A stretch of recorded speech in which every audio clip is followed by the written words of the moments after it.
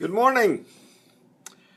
Today's video brings back memories of a television show when I was growing up entitled The Real McCoys.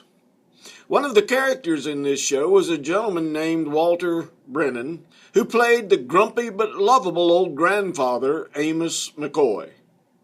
The show begins with a family from the Appalachian Mountains of West Virginia moving to California, or as it's described in the first episode, California, here we come. A unique characteristic of Amos McCoy was his limp. And as I get older, I sometimes have a limp, but even in my younger years, I would sometimes get a temporary limp. Why? Because I had something in my shoe. Did you know Amos McCoy created his limp?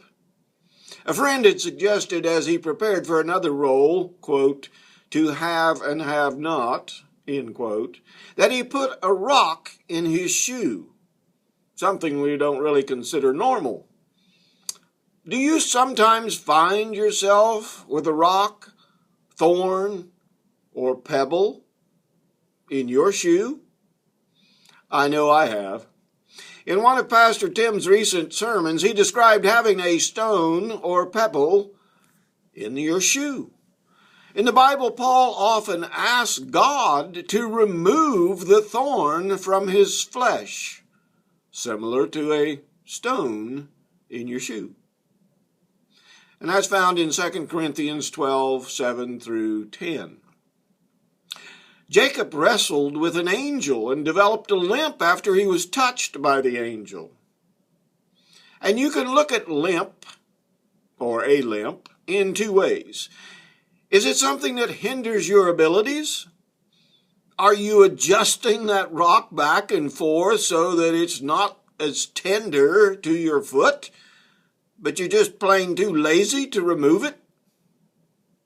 Or number two, could it be something that you don't want to give up to the Lord? And as a result, a little sin that's only known by you and God keeps you from accomplishing your God-given abilities. John Cressy devoted a writing entitled, quote, My Notes, end quote, where he describes how often it is difficult to walk with a pebble in our favorite, most comfortable shoes. All of these examples can be thought of as ways that affect our lives and our abilities to commit to the challenges, responsibilities, relationships, or even our walk with God. Now let's jump to Hebrews 10:22 in the New International Version, where a pebble is described as, quote, you're not going to have much fun.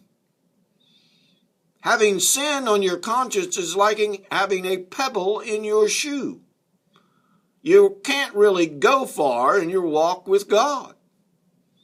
Like a pebble in your shoe, it'll cause you to stumble and slow you down, end quote. Let's ensure that during the Easter season we focus on our little sins or pebbles that we might be holding on to and realize that they keep us from our full abilities given to us by Jesus Christ, who suffered, died, and was buried, and rose again for you and I. In closing, Amos McCoy had a favorite saying. It was Jumpin' Jehoshaphat. Now, it's not the same name as King Jehoshaphat in the Bible, but did you know that Jehoshaphat means the Lord is judge? As we enter the season of Easter, let us look upon the things that we have that hinder our walk with Christ and let our Lord be our judge. Thank you.